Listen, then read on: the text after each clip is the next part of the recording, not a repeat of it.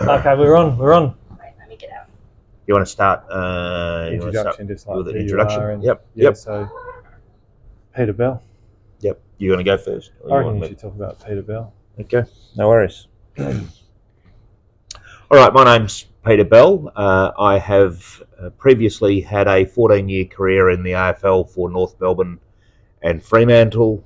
I've been fortunate enough to work in the position of General Manager of Football at Fremantle for around 6 years, and currently I'm the Executive Manager for Performance Pathways and Development at WA Football, which essentially means looking to be part of a team that's providing pathways through to the elite levels of football, and with that comes a commitment to making sure that the holistic development of all of our athletes, boys and girls from around Western Australia, is to the fore, and they're given every opportunity to fulfil their sporting dreams.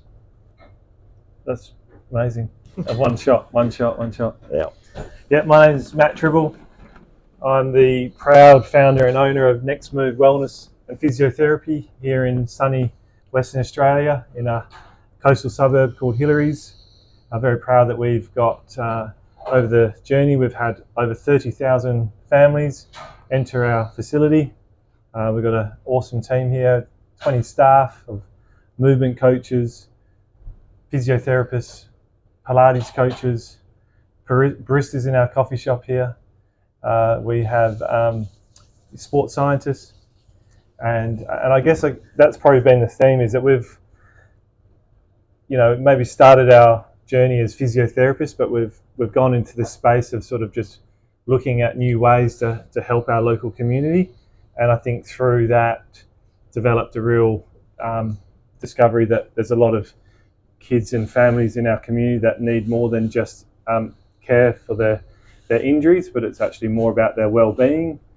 And we've, I guess, discovered that through our natural exposure to sport over the years, and a bit about my background being a previous athlete, I've always asked these questions that make a little bit more sense to me, to look after these kids and families a bit more holistically.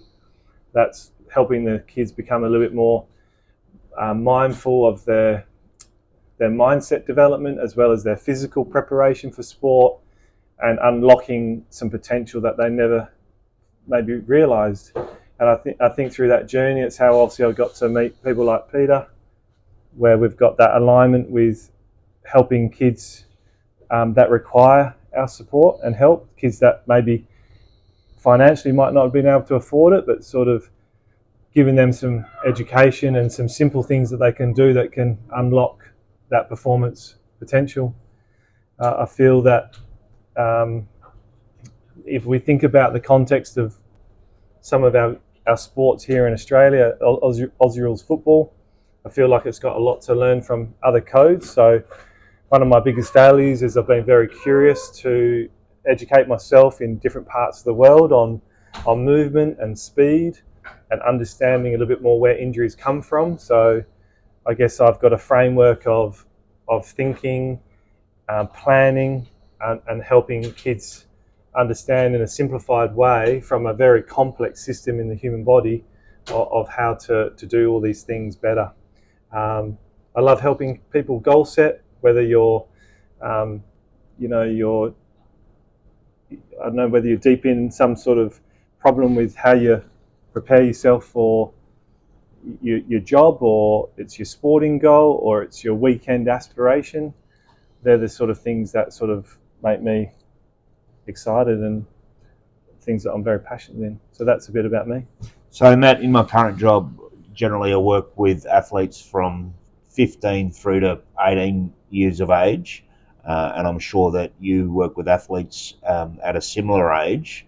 What are some of the examples of some of the issues or areas you're trying to help athletes with around that age group? Yeah, that's a really good question. We can go pretty deep here, but I think the number one that stands out for me, and knowing how I probably used to be when I was younger, is that I used to want to just do lots and lots of sport, and I was always that sporty kid growing up, and everything was all about sport. And if there was the school carnival, I'd be there. If there was a represent the school in athletics and football and cricket, I'd be there. I'd have my hand up, and I think what I see is we're very, very good at doing our sport and doing our training. But when you actually define the word training, I think what we should be thinking more about is how do we better prepare ourselves as athletes. And there's a real huge health element to that, and there's a huge well-being element to that. And I think that most of us at the moment may be guilty of either overtraining in our sports, or maybe not doing the physical preparation or the recovery that well, or maybe the techniques within the skills of actually what you're doing. And I guess I try to go deep into that, as to mostly because I see common injuries coming into our clinic that are more to do with either overuse or lacking in that some of those areas that I was mentioned. Well, let's unpack a couple of those. What exactly are some of the presentations through overtraining? So what's an example of some of the presentations because you're potentially doing too much? Yeah, I think the presentations would be that you see kids in lots of pain. So you'll see that if I assess someone in their movement, so say for example a squat, I'll see a child would be really struggling to actually fully squat down without lifting their heels off the ground, so very stiff around the Achilles and the ankle, or maybe they've got quite a huge curvature in their back when they're trying to squat. And I guess that would concern me, because the spine is one of the most crucial things that we need to take care of. And when I delve a bit deeper, the athlete might say, yeah, I've always had pain or stiffness around my ankle, but I just put an ice pack on that, and that's how I manage it. And I think it's about identifying early those risks and educating both parent and child, and maybe coach about how that could cause further harm. So what are your philosophies on things like posture, and what I think you were talking about there, which is range of movement as well? Yeah. Biggest philosophy at the moment that I've learned is the importance of the central nervous system. So our whole body makeup is from our central nervous system in terms of how we care for our spine. So in any movement that I use to assess this framework, it's all about the spine first. So if you're bending down to pick up the football and you do it in a wrong form or technique, or the spine isn't in its proper S curve, then you're going to have not got a lot of force production or less force production. And I guess in a contact sport, that means you're either going to be bumped off the ball, or someone's going to overtake you because they're generally going to be in a better position. The other philosophies I have, that if you really think and you align to looking after the posture, the engines of the hip and the shoulder is what actually supports the spine. And so I use a framework of prioritizing the biomechanics of the hip and the shoulder before looking at any other peripheral joint or muscle group. And this has been taught to me through a methodology that I learned through Dr. Kelly Starrett, who has a Green Lights program. So I've used a little bit of that in terms of looking at the range of motion, and combine that with how does the child control that through movement. So what are their motor control skills? If they can squat, okay, what do they look like when they're performing that on one leg? And then the last philosophy is, when a child is performing a skill or a task, how are they actually doing it? Are they being coached how to do it? Too often I see at clubs, even in some sports teams I've been involved in recently, is that athletes are getting given exercises or tasks to do. They don't actually realize what they're meant to be feeling when they're doing it. So having really important conversations with kids about, where are you feeling this movement coming from? What does it feel like when you change direction to your left versus change direction to your right? Are you feeling in your glutes, for example, or are you feeling all through your knee? And it's just about asking the right question at the right time. And you probably be able to relate to this when you were playing footy. and it's someone just being invested in watching over you and teaching you how you could have performed that better. Is one of your challenges with younger people, particularly who may not have developed the body awareness or indeed the language and terminology to explain what they're experiencing and awareness is? Yeah, that definitely could be, and often the challenge is obviously getting access to those individuals, because in those group environments, you know, they're obviously wanting to do things to fit in with the rest of their team, and I guess where I'm probably going is the importance of some sort of individualization, or how can we improve the group environment to encourage individuals to start working a little bit more on themselves. Yeah. Some of the philosophies that you've spoken about, Matt, can I ask around how, in your industry, how universal they are? Is there strong agreement that these are sound principles, or is it a little bit more left field, if I could put it in that frame? Yeah, I think I'm I would be thinking that the physiotherapy world is still, or the medical world is very honed in and focused on structure. There's a lot of great physiotherapy techniques and treatments that we still offer when it comes to the injuries breaking down. But I think in terms of where do the injuries come from and the causal reasons, I don't think it can just be a silo approach to helping someone. I don't think it's just a physiotherapy thing. I think gathering a collaborative approach of using your movement knowledge from yourself being an athlete, to being a sports scientist, to being a physio, to being curious, is probably why I've kind of developed a legacy in why I want to consider that there needs to be some sort of change if we want to help people unlock their full potential. And more broadly within that, and through my own experience, I'm sure that you spend a lot of time helping athletes, individuals, maybe even executives, whatever it might be, having an ability to reflect and, in my opinion, most importantly, understand their own purpose, what drives them, help them clarify and crystallize what exactly their direction in life should be, what their passions are, which most of the time can be quite difficult with younger people and prospective athletes, but vitally important into helping give them the autonomy to drive their own careers, be successful teammates, to understand what it is to be part of a team, for those athletes and individuals who are not doing individual sports, which can be a really important part, or I'd say a necessary part of unlocking your potential, is having an awareness, and also having the skills to actually undergo that sort of reflective process at the appropriate stages, depending on your age and experience. Yeah, absolutely. I think, I'm not sure what the big question in all that, there was a lot there to unravel, but I think the reflection piece is huge. I think what I'm noticing now is there's still a lot of behaviours in the community where people think that working hard at something is the way that you're going to get to your ultimate dream. And what I'm noticing with some of our top performers is the ones that do have a reflective practice, the ones that are paying attention to what is happening around them holistically, are the ones that are thriving and going closer to where their dreams are.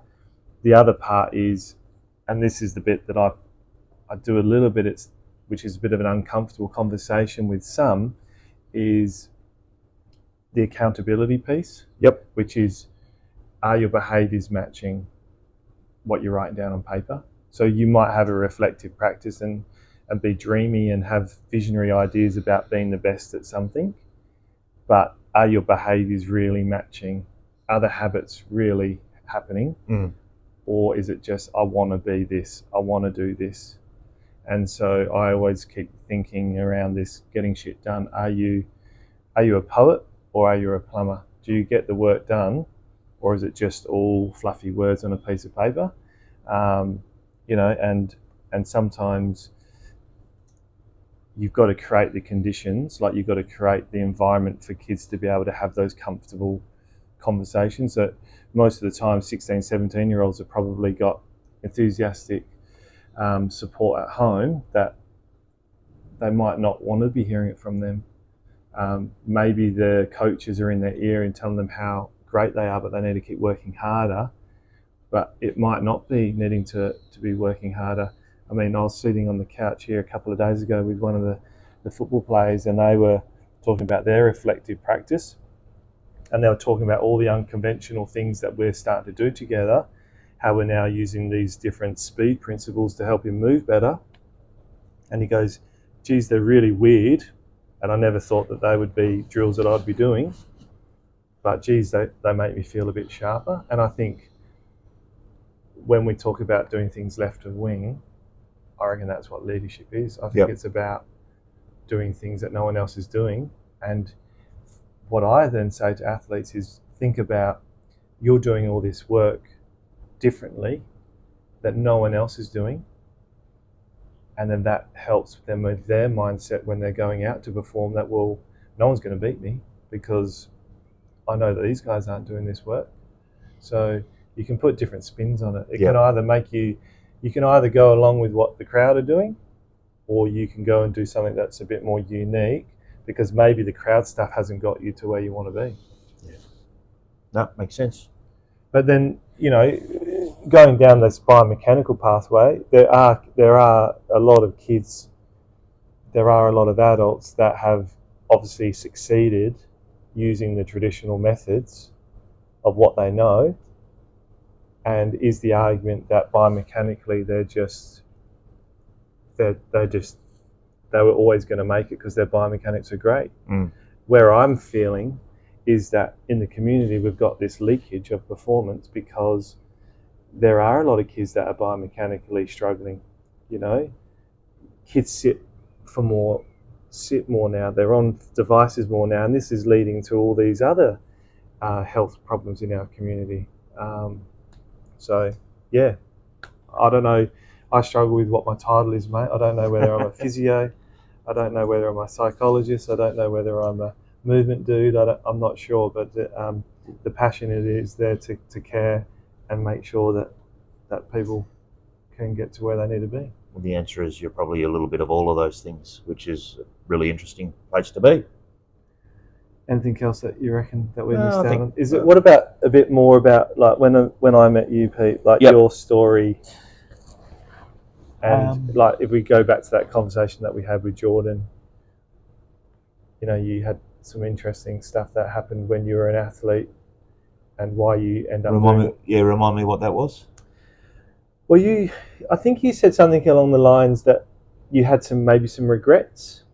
Did you have some regrets about something in your career that underpins why you're doing what you're doing now? Oh, is there? No, not. Was it regret? No, that wasn't the word. There was something. There was a word. We can cut this bit of the video. Yeah, we might have to. But there was something that you said that stood out.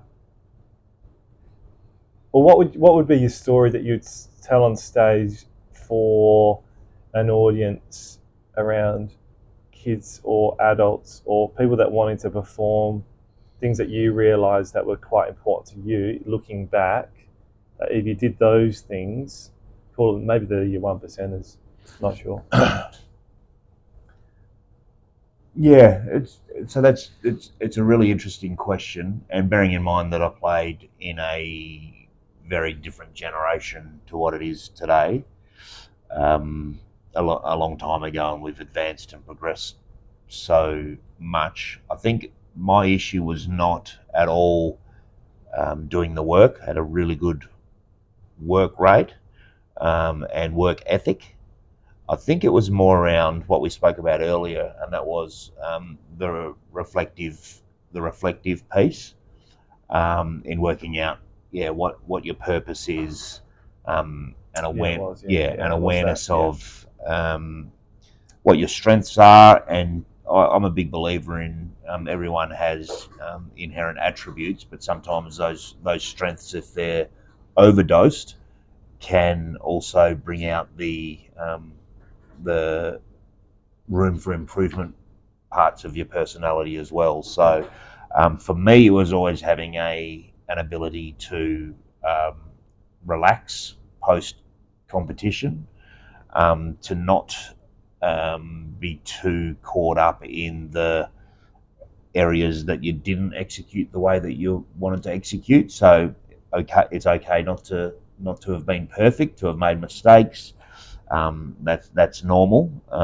And also the other bit that I could have been better at is you play team sport to win. I probably didn't celebrate wins enough in my career, mainly because I was probably too focused on the next moment. So you've got to allow yourself the space to actually celebrate and relax and capture that feeling with your teammates, rather than just be moving on to the next challenge or the next task. So I could be probably a little bit too task oriented as a player, and not just savor the moments that you play sport for. So that's something that upon reflection, I'd look back in my career and wish that I had been able to address that while I was still playing. So the positive is that experience has allowed me to apply some of that in my life post playing. So through my career, or indeed through working with elite level teams, is making sure there's a concept of winning deep, and that is you do all of this work, you make all of these sacrifices, so you should savor the moments when you do win for a period of time, because there's always then enough time to go on and prepare yourself for the next challenge. You should reward yourself with being able to win deep and enjoy that moment, even though it might be fleeting and it might be brief, and in the AFL it is, because you've got to get on and prepare for the next challenge. But I think clubs are really good now at allowing that day, 36 hours, to really reflect on and enjoy the moment when you've won, before you ultimately review and then wipe the slate clean and move on to the next challenge. And I think that's really important. As a young player, I would probably lose deep, if that makes sense. So when I hadn't played well or the team hadn't performed well, then you go through the really extreme audit of your own performance and your role in the team's poorer performance. And certainly that wasn't balanced with the contrary, which was celebrating when you had done a good job, which can lead to challenges for some people around well-being and how they're feeling about themselves. So that's why I think it's really important. Very good. I think when you're a high achiever, we can often self-sabotage all the time, because once you get to where you want to, you're always going to be a bit critical. I could have, even in your wins, you probably thought I could still have done better, right? Well, you can. There's no such thing as the perfect game. Just keep going. It's impossible, which is the elusive challenge of professional sport. There's always the potential to do better, but that doesn't mean you can't celebrate what you've done well, and you just continue that relentless pursuit to seek. I suppose it's seeking perfection, and no athlete will ever get there, even though at various moments we think that was pretty close for some. But there's always someone who's going to better that mark, jump higher, run faster, play better, whatever it is. We used that word belong, didn't we? That was the other bit I put on my envelope. Well, I think that's one of my strongest beliefs, that for an athlete or an individual to get the best out of themselves, they have to have that sense of belonging or connection. That's certainly in a team environment. I can't speak to what it is to be an individual athlete, but I'm sure you'd need to have connection to your coach and to your inner circle, because it very much would be a team effort to succeed in an individual sport. But belonging is super important, I think, in that team aspect, and even more broadly to feel like you've got, use that word again, you've got that purpose, you've got that sense of your part in a community. And by community, that could be just family, or it could be your sporting club, it could be the gym that you go to, whatever it is. Know that you've got a support network there, that you're very clear on where you fit into it, and you feel like you belong to it, and you've got support, and that can only propel people to achieve great things. It is way more difficult, and it is a huge challenge if you don't have that feeling. I think that emotional connection that ultimately leads to emotional nourishment, as humans, that's what we're all striving for. So, these are some of the thoughts of a 50-year-old male who's experienced a little bit, and it's that age-old adage that you wish you knew some of these things right when you were competing. Certainly give you more balance in life. So there's some of the things I like to talk to younger people to, in particular, particularly the ones who are really driven, really intense about their goals, and that's great, but also allowing yourself a bit of balance in life. And like we've used terms like reflection, recovery. I mean, it's a part of mental recovery and physical recovery as well, is allowing yourself time to breathe. And maybe with some athletes, they don't allow themselves enough time to do that within the weekly cycle, or the monthly cycle, or the competition cycle, whatever it might be. Oh, that's really cool. Pretty good. Yeah, I'm thinking deep right now, because I knew this conversation opens up. You're obviously using your past experience into what you're doing now, because obviously the awareness that you've learned about yourself, you're probably driving that within. Do you feel like you're using some of that into how you're visualizing things at WA football? A little bit, yeah. But the structure that we have is such that you only have a brief moment with the athletes. You don't have a lot of time. We're trying to condense a lot of information into a very short period of time. Primarily, that's taken up with coaching. It's taken up with high performance, what you're doing in the gym, what you're doing, nutrition, performance psychology. There's probably less scope and time for those deeper discussions around things like purpose. We try and create a community and a sense of belonging. That's really important.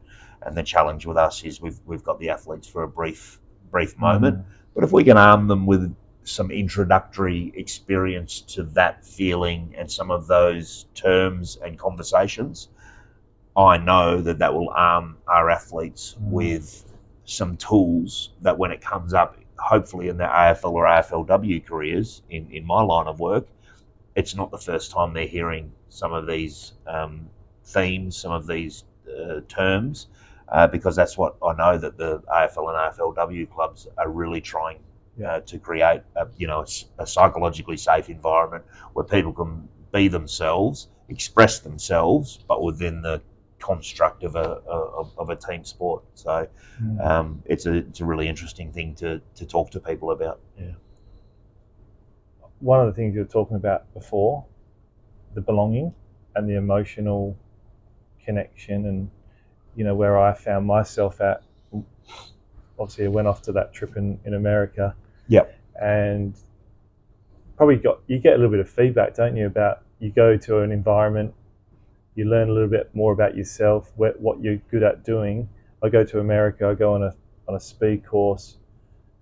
I realise it's not just about the speed piece for me. It was actually about connecting with all these coaches.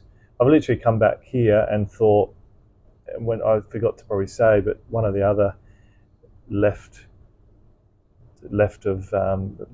wing sort of philosophies is, I feel like physiotherapy is still very much in that clinical world.